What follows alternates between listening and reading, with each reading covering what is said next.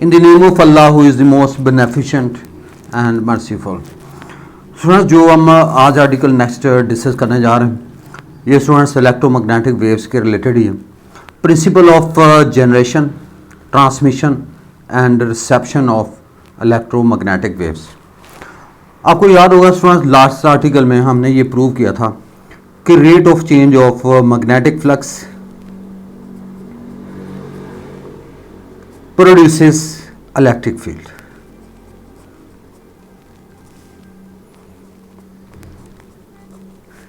And rate of change of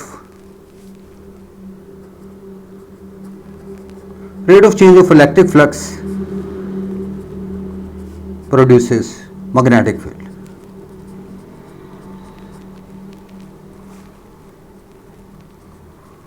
We have proved this relation in the previous videos, students. Last time हम ये चीज़ prove कर चुके थे पूरी डिटेल के साथ. अब यहाँ पे प्रिंसिपल ऑफ जनरेशन की मैं बात करूँगा. सबसे पहले जनरेशन के हवाले से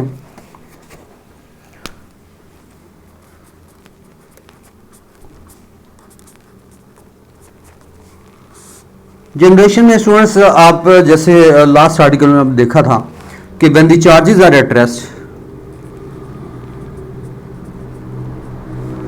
when the charges are at rest, electric field is produced. Electric field produce होता है students. And when the charges are moving with the constant velocity,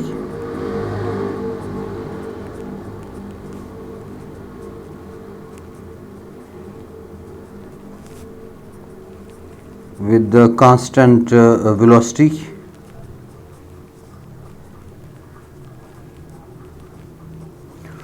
uniform magnetic field is produced. Uniform magnetic field is produced. अब students आपको पता होना चाहिए कि rate of change of magnetic flux जो है दैट्स वेरी इंपॉर्टेंट थिंग. और ये इलेक्ट्रोमैग्नेटिक वेव्स हैं यानी मैग्नेटिक फ्लक्स जो है वो चेंज होना चाहिए. तो इस साइड में हम ये कहेंगे कि rate of change of electric flux and rate of change of magnetic flux they produce electromagnetic wave. ये इलेक्ट्रोमैग्नेटिक वेव्स को जनरेट करते हैं. तो इसका मतलब ये है द चार्जेस शुड एक्सेलरेट. यानी आप ये कहते हैं कि there is only chance to generate a wave of moving field is when we accelerate the electrical charges.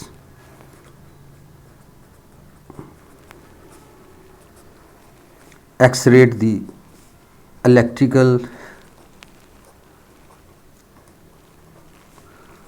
Electrical charges. तो students acceleration of the electric charges जो है ये इलेक्ट्रोमैग्नेटिक वेव्स को जनरेट करेगा क्योंकि इसमें दोनों फील्ड्स क्रिएट होंगे, इलेक्ट्रिक भी और मैग्नेटिक फील्ड भी. इसकी पूरी डिटेल जो है मैंने लास्ट वीडियो में आपको बताया था. अब स्टूडेंट्स हम बात करेंगे ट्रांसमिशन ऑफ इलेक्ट्रोमैग्नेटिक वेव्स.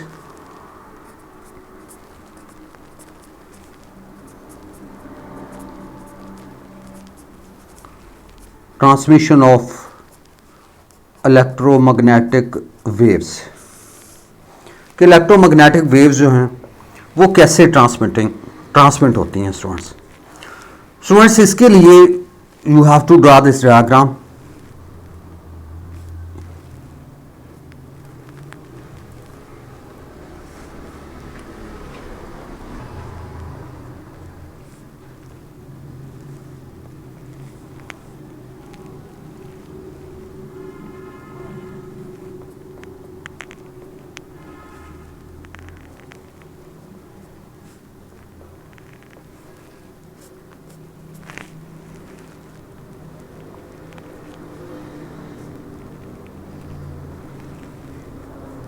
अब स्टूडेंट्स इसके लिए ये सर्किट डायग्राम जो है ये आप ड्रा करेंगे.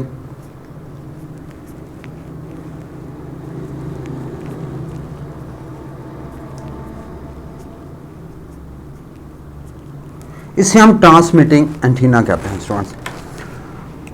अब ये ट्रांसमिटिंग एंटीना जो है is providing good example of generating electromagnetic waves by accelerating charges.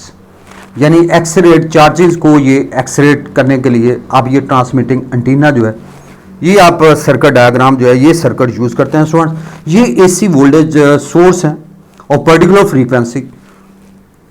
और स्टूडेंट्स आपको ये पता होना चाहिए कि इसमें से अगर ये फर्ज करेंगे ये सोर्स जो है ये 50 हर्ट्ज की फ्रीक्वेंसी जनरेट करता है, यानी ये एसी वोल्टेज सोर्स है ऑफ वेरिंग फ्रीक्वेंसी, इसकी फ्रीक्वेंसी जो है वो वेरी होती है। अब ये अगर 50 हर्ट्ज का सोर्स है ये, तो यहां से ये कंडक्टिंग कॉइल है, ये आप देख रहे हैं कि ये कंडक्टिंग कॉइल है और इसमें अल्टरनेटिंग करंट है। क्योंकि अल्टरनेटिंग करंट है तो उसमें से अल्टरनेटिंग करंट के हवाले से हम जानते हैं इसमें एक एंड पॉजिटिव होता है, पॉजिटिव साइकिल होता है और दूसरा नेगेटिव साइकिल होता है।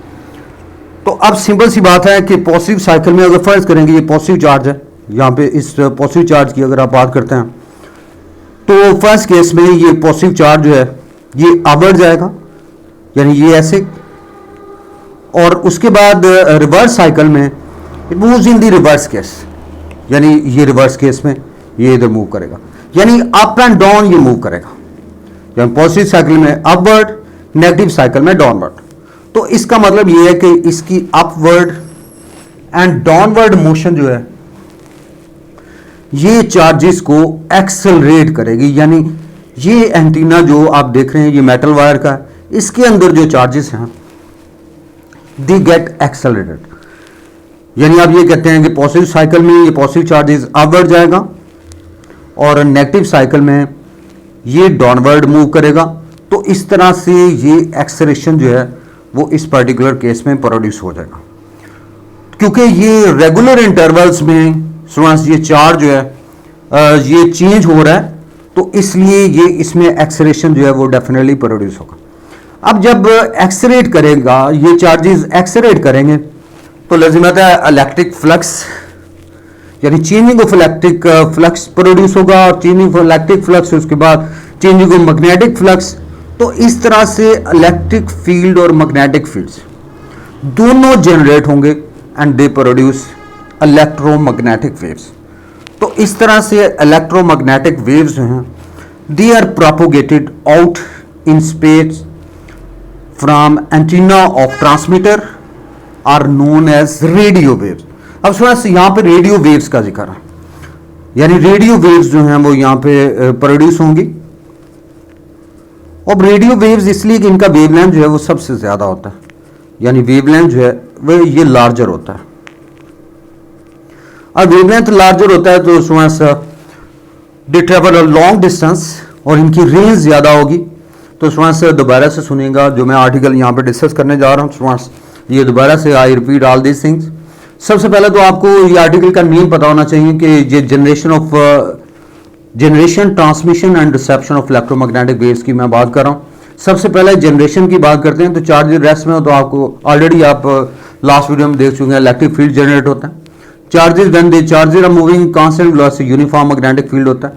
लेकिन यहां से आपको ये पता होना चाहिए कि इस पर्टिकुलर केस में यानी हमें यहाँ पे changing electric field, electric flux और चेंजिंग मैग्नेटिक फ्लक्स जो है ये इलेक्ट्रोमैग्नेटिक वेव्स प्रोड्यूस करते हैं। तो इसका मतलब ये है द चार्जेस शुड एक्सेलरेट, यानी चार्जेस जो हैं वो एक्सेलरेट होना चाहिए, एक्सेलरेशन प्रोड्यूस होना चाहिए, तो then they produce electromagnetic waves.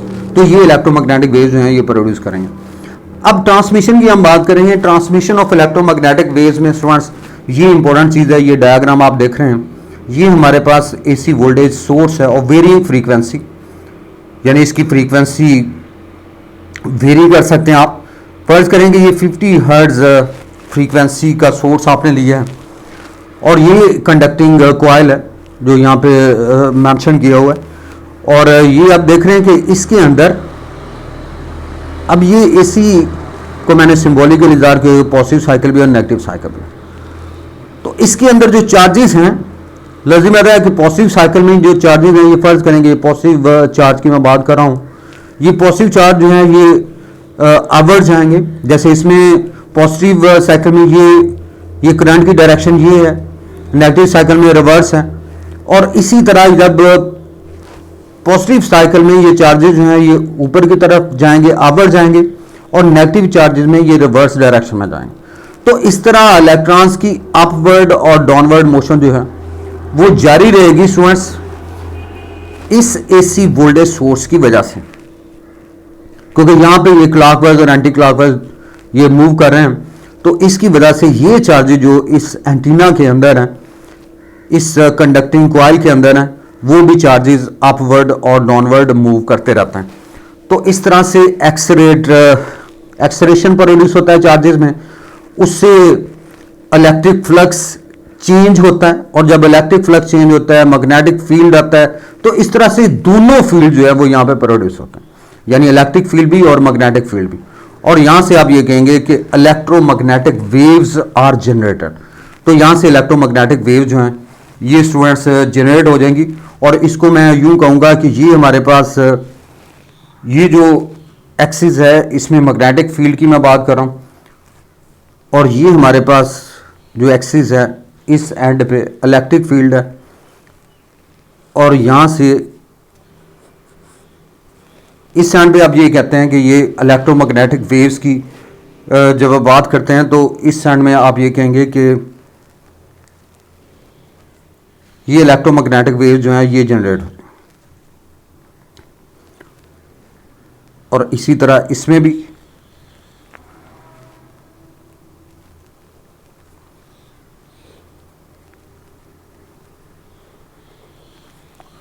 तो यहां से ये इलेक्ट्रोमैग्नेटिक वेव्स इस ट्रांसमिटिंग एंटीना की वजह से ये जनरेट हो जाएंगे students, and these are the electromagnetic waves जो जनरेट हो जाएंगी इस ट्रांसमिटिंग एंटीना से, क्योंकि इसमें इलेक्ट्रिक फ्लक्स और मैग्नेटिक फ्लक्स दोनों चेंज होते हैं, और इलेक्ट्रिक फील्ड और मैग्नेटिक फील्ड जो हैं वो प्रोड्यूस होते हैं, और इसकी वजह से इलेक्ट्रोमैग्नेटिक वेव्स जो हैं वो यहाँ से जनरेट हो जाएंगे स्टूडेंट्स।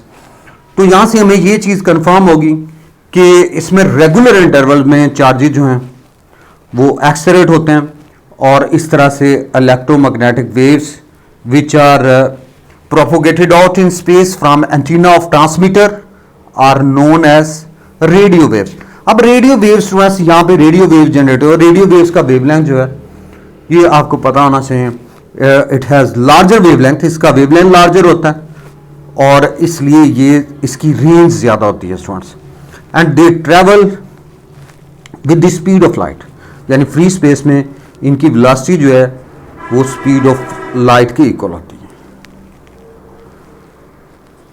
3 × 10⁸ मीटर पर सेकंड से ये ट्रैवल करती हैं, या इसे यूं भी कह सकते हैं 3 लाख किलोमीटर पर सेकंड से ये ट्रैवल करेंगी स्टूडेंट्स, ये बात आपने ज़हन में रखनी है। अब स्टूडेंट्स इसके बाद हम बात करेंगे कि रिसेप्शन ऑफ रेडियो वेव्स, के जो रेडियो वेव्स यहाँ से प्रोड्यूस हुई हैं, जो रेडियो वेव्स यहाँ से प्रोड्यूस हुई हैं उनको रिसीव कैसे किया जाता है, यानी उनकी रिसेप्शन के हवाले से हम यहाँ पे बात करेंगे स्टूडेंट्स। रिसेप्शन ऑफ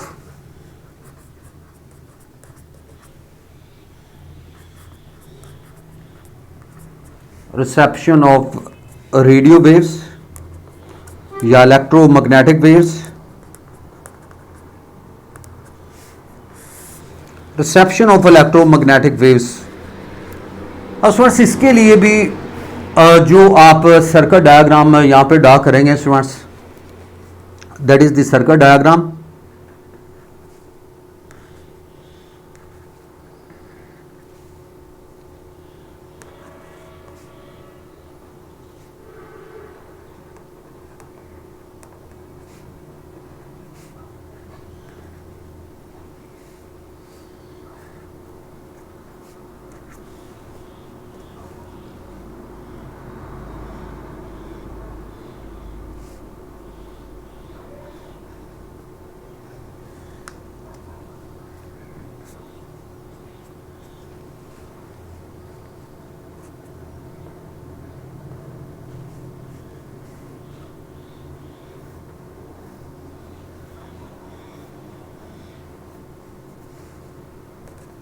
अब इसे हम रिसीविंग एंटीना का नाम देते हैं स्टूडेंट्स। ये जो एंटीना है, the wire receiving the wave is called receiving antenna.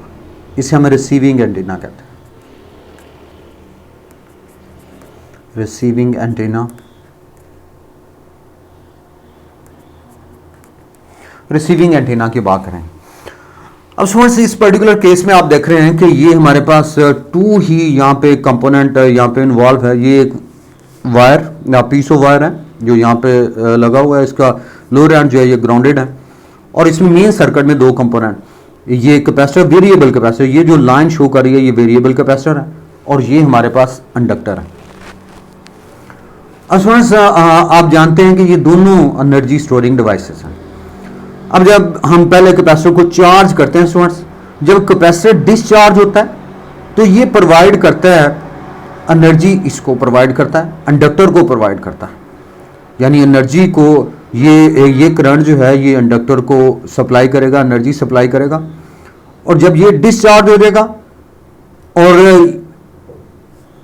During discharge ये एनर्जी सप्लाई करेगा इंडक्टर को, क्योंकि both are energy storing devices, यानी कैपेसिटर भी एनर्जी स्टोरिंग डिवाइस है और इंडक्टर भी एनर्जी स्टोरिंग डिवाइस है।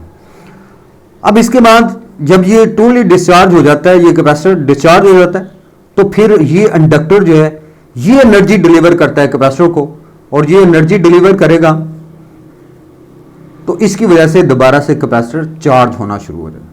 यानी पहले ये एनर्जी इसको डिलीवर करता है, एनर्जी इसको सप्लाई करता है, चार्ज इसको देता है इस इंडक्टर को, और इंडक्टर इस एनर्जी स्टोरिंग डिवाइस है, और जब ये डिस्चार्ज हो जाता है तो इंडक्टर इसको एनर्जी डिलीवर करता है। तो इस तरह से ये चार्जेस की जो मूवमेंट है वो इस तरह से सर्किट में जारी रहती है। अब यहाँ पे ये रिसीविंग एंटीना है। अब हम ऑलरेडी पढ़ चुके हैं, अगर आपको याद हो, हमने ये पढ़ा था कि resonant frequency f is equal to 1/2 pi LC square root. अब देखिए मैंने जो अभी आपको ट्रांसमिशन ऑफ इलेक्ट्रोमैग्नेटिक वेव्स में मैंने बताया था कि जो यहाँ पे जो सोर्स है, जितनी हर्ट्ज का सोर्स है वो उसकी फ्रीक्वेंसी जितनी हर्ट्ज की है वो उतनी ही हर्ट्ज की वेव्स जो है वो जनरेट करेगा। अगर ये 50 हर्ट्ज है तो 50 हर्ट्ज की करेगा, अगर ये 90 मेगाहर्ट्ज है तो 90 मेगाहर्ट्ज की इलेक्ट्रोमैग्नेटिक वेव्स जो है यहाँ से जनरेट होंगी। अब जब ये वेव्स इस रिसीविंग एंटीना के ऊपर इंपिंज करेगी, यानी यहाँ पे फॉल करेगी इस रिसीविंग एंटीना में, तो अब यहाँ पे देखें f is equal to 1/2 pi LC square root. अब और भी रेडियो वेव्स हैं, यानी स्पेस के अंदर तो बेशुमार रेडियो वेव्स हैं। अब देखिए जैसे रेडियो सेट में होता है स्टूडेंट्स, रेडियो सेट में आप जो सा भी स्टेशन सुनना चाहते हैं तो आप उस नाब को, स्टेशन वाले नाब को आप स्लाइड करते हैं, और अगर आप लाहौर स्टेशन सुनना चाहते हैं, फर्ज करें कि उसकी फ्रीक्वेंसी 90 मेगाहर्ट्ज है, तो आप अपने रेडियो सेट की फ्रीक्वेंसी को भी 90 मेगाहर्ट्ज पे भी आप लेके आते हैं, यानी आप नाब जो है उसको रोटेट करते हैं, उसको स्लाइड करते हैं, और 90 मेगाहर्ट्ज की फ्रीक्वेंसी अगर आप रेडियो सेट की फ्रीक्वेंसी और जो रेडियो स्टेशन से जो इलेक्ट्रोमैग्नेटिक वेव्स जनरेट हुई हैं, अगर ये दोनों फ्रीक्वेंसीज मैच कर जाती हैं तो resonance phenomena will take place.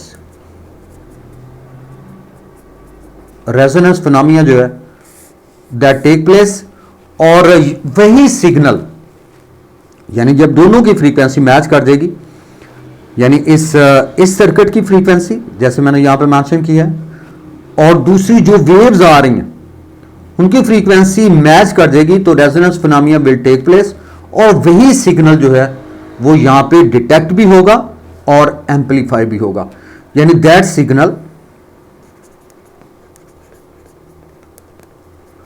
signal can be detected